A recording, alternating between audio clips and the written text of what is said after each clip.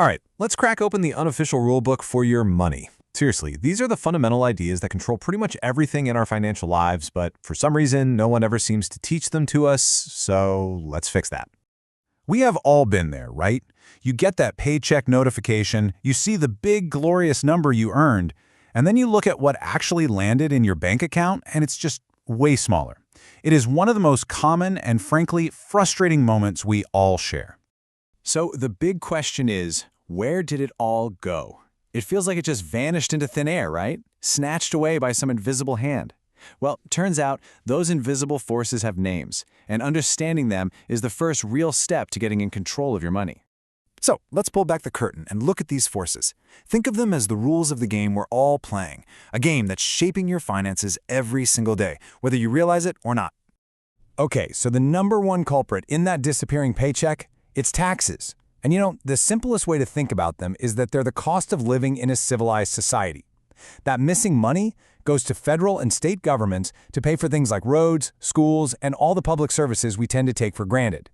And it's not just one simple thing either. You've got income tax on what you earn, sales tax on what you spend, even capital gains tax if you make money on investments. Then you've got Social Security and Medicare. Now here's a key thing about Social Security though, it's not just another tax. It's basically a forced savings program for your own retirement, money you'll get back down the road. Next up is the sneaky one, inflation. Have you ever bought a bag of chips and it feels like it's half empty, and you're pretty sure you paid like 30% more for it than last year? Yep, that's inflation. Your money is still your money, but it just doesn't buy as much stuff as it used to. It's this quiet, slow-motion thief of your purchasing power. So what causes this? Well, sometimes it's just too much money chasing too few goods. That's high demand. Other times you've got supply chain snafus making everything more expensive to get. And here's the weird one. Sometimes it's just what we expect to happen.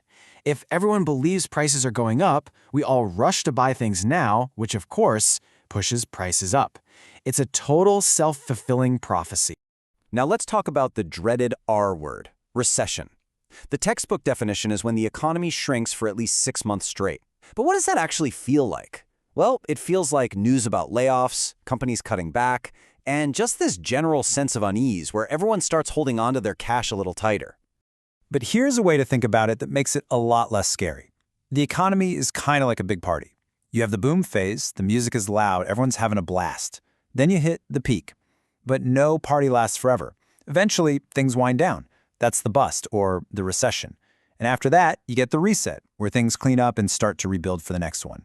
It's a totally natural cycle. Okay, so we've met the invisible forces. Now let's talk about the big players in the system. You know, the actual institutions that are handling all this cash. You know that image we all have of a bank? Like it's a giant, impenetrable safe where your money just sits waiting for you? Well, the reality is completely different. A bank is much more like a financial matchmaker, connecting the people who have extra money with the people who need to borrow it. So check this out. When you go and deposit $1,000, the bank doesn't just stick it in a vault. There's this system called fractional reserve banking, which means they only have to keep a small piece of it, a fraction, on hand. The rest of it, like $900, gets loaned out almost immediately to someone else. Your money is never sitting still. It's constantly in motion. Now, that might sound a little bit nerve-wracking, I know, but there's a huge safety net. Here in the U.S., the FDIC insures your deposits for up to $250,000 per person, per bank. It's a guarantee from the government that even if the bank goes under, your money is safe up to that limit. So what even is all this money we're talking about? Here's the truly wild part. It's basically a shared story we all agree to believe in. A dollar bill is just a piece of paper. It only has value because all of us collectively have decided it does. The only reason a dollar can buy you a coffee and a stick can't is our shared belief. The whole system is literally built on trust. Okay, we've covered the huge, big picture stuff. Let's bring it all the way back down to you. We're going to talk about the numbers that you can actually see, track, and directly control. This is your personal financial scoreboard. First up is interest, and it is a classic double-edged sword. On one hand, when you're borrowing money, interest is your absolute worst enemy. It's the rent you pay for using someone else's cash. And with something like a credit card, it can turn a simple $12 burrito into a $50 regret pretty darn fast. But flip that coin. When you're saving or investing, interest becomes your best employee. It works for you 24/7, even while you sleep, making more money. Next up, your credit score. That little 3-digit number, usually somewhere between 300 and 850. Now, this is so important to understand. A credit score is not a measure of how rich you are. Not at all. It is a measure of how trustworthy you are. It's a lender's way of predicting, hey, if we loan this person money, what are the odds we're going to get it back on time? So how do they calculate this trust score? Well, it's a mix of a few things, but the single biggest factor, the undisputed champion, is your payment history. Do you pay your bills on time? That's number one. After that, they look at stuff like how much of your available credit you're using and how long you've had your accounts open.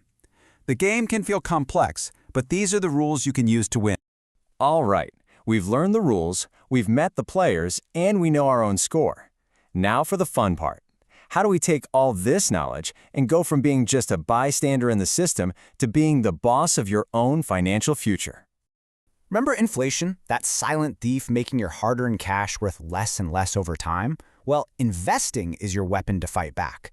This is how you shift from trading your time for money, which is what a job is, to trading your money for more money. It is the absolute engine of building wealth. And this is why starting early is basically a financial superpower. It's because of something called compound growth.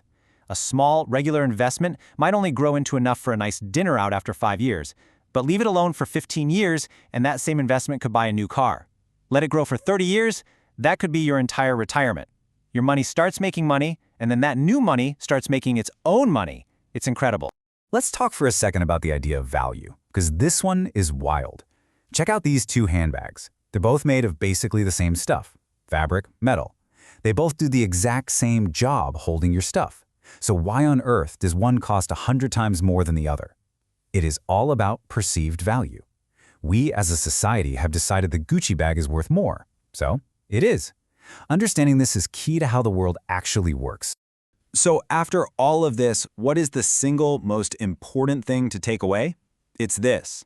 Your most powerful asset isn't your paycheck, it's not your savings account, it's your time. Real wealth isn't built in a few days or months, it's built over decades.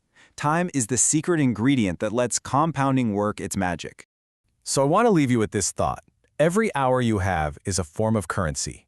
You can trade it for a wage, sure, or you can invest it, leverage it, and train it to work for you. So the question really is, how are you going to put your time, your most valuable asset, to work?